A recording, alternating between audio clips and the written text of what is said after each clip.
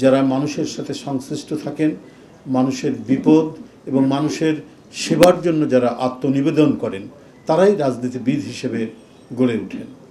তো বিএনপির ভারপ্রাপ্ত চেয়ারম্যান, যিনি অত্যন্ত দৃঢ়চিত্তে এই জুলাই আগস্টের আন্দোলনের পটভূমি রচনার প্রধান নায়ক, আমরা দেখেছি অনেক বিষয় যে তিনি যখনই ছাত্ররা এই বিভিন্ন কর্মসূচি গ্রহণ করছেন, তখন তিনি দলের সকল নেতাকর্মীকে নির্দেশ দিতেন। যিনি ওনার নির্দেশ কখনো লন্ডন থেকে নিজে বক্তব্য রাখতেন, কখনো আমাদের মাধ্যমে তিনি দিতেন। আমি গ্রেপ্তার হওয়ার সময় পর্যন্ত এই ছাত্রদের কমপ্লিট শাটডাউন, আরও বিভিন্ন কর্মসূচি আমরা ভারপ্রাপ্ত চেয়ারম্যান তারেক রহমানের নির্দেশে আমরা প্রচার করতাম।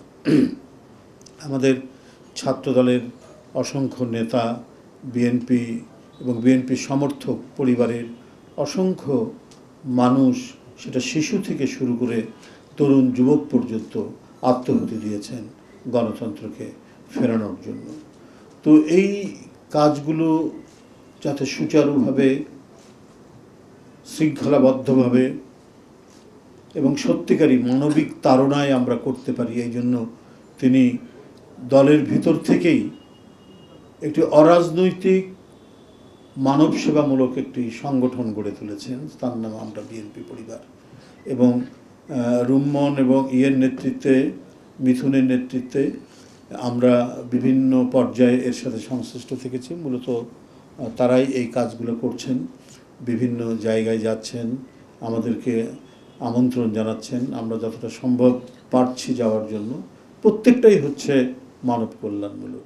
যারা জুলাই আগস্টে আহত হয়েছেন, যেসব পরিবারের সন্তানরা নিহত হয়েছে, এবং সেই ১/১১ থেকে শুরু করে আওয়ামী লীগের দুর্বিষহ ফ্যাসিবাদী দুঃশাসনে যারা গুম হয়েছেন, নিরুদ্দেশ হয়েছেন, খুন হয়েছেন, বিচার বহির্ভূত হত্যার শিকার হয়েছেন, গুপ্ত হত্যার শিকার হয়েছেন, সেই সব পরিবারগুলোকে সান্ত্বনা দেওয়ার জন্য এই সংগঠনটি নিরন্তরভাবে এবং নিরলসভাবে কাজ করে যাচ্ছে।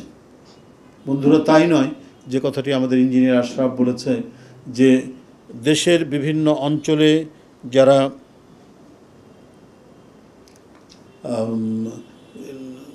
নানা ধরনের মানুষ, বিশেষ করে তরুণরা, যারা উদ্ভাবনী শক্তি সম্পন্ন, যাদের মেধা পর্যাপ্ত পরিমাণ যাদের মেধা রয়েছে এবং সেই মেধার কিছু কিছু আমরা প্রকাশ দেখি, তাদেরকে উৎসাহিত করার জন্য, তারা যেন অকালেই ঝরে না যায়, সেজন্য আমরা বিএনপি পরিবার কাজ করে গেছি। আমরা